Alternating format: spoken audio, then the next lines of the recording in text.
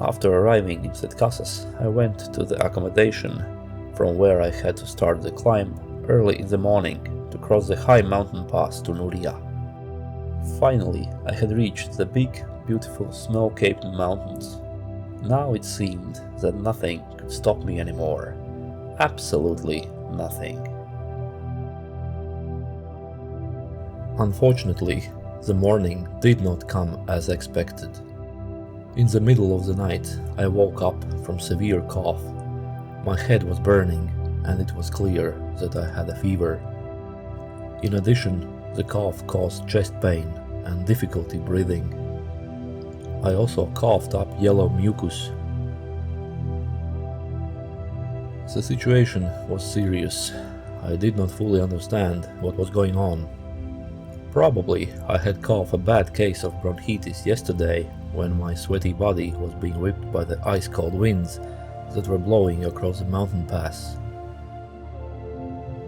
Between coughing, I tried to find the transport options down from the mountains to a larger town with a hospital where I could get medical help. I found a bus from Setcases to the town of Ripoll. After packing my things and throwing out all the useless stuff, I went to the bus.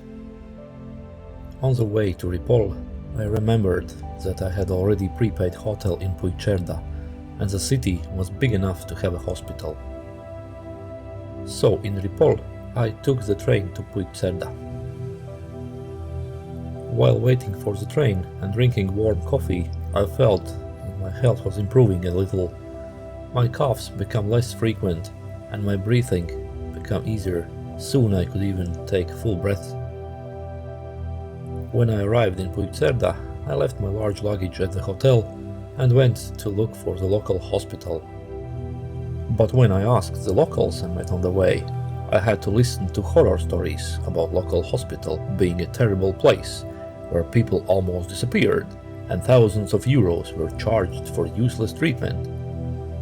To someone's relative was given the wrong medicine, another's friend had instruments left in his stomach after surgery, while another had the wrong teeth extracted, and so on. By listening to those horror stories, I literally felt that my health was returning.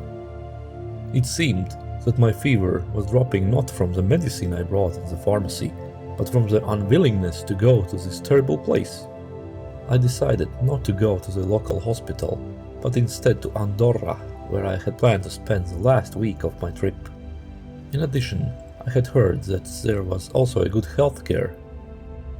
When I got to Andorra, my health was much better, and within a few days I had lost the desire to go to the hospital. At the first opportunity, I even started climbing the mountains of Andorra, and I will put the climbs in a separate playlist. I still had a cough, but it had subsided a lot.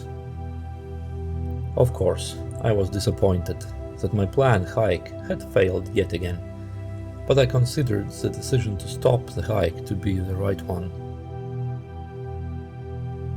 Despite my illness, I might have been able to muster the strength to make it to the mountain path in that morning, but I doubt I would have enough strength to make it to Nuria.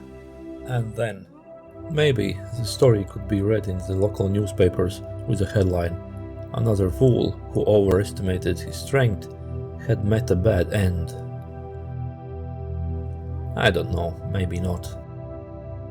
But what I do know is that I will not give up, and despite the setbacks, I will continue the GR11 trail in mid-September from the same place where it ended this time.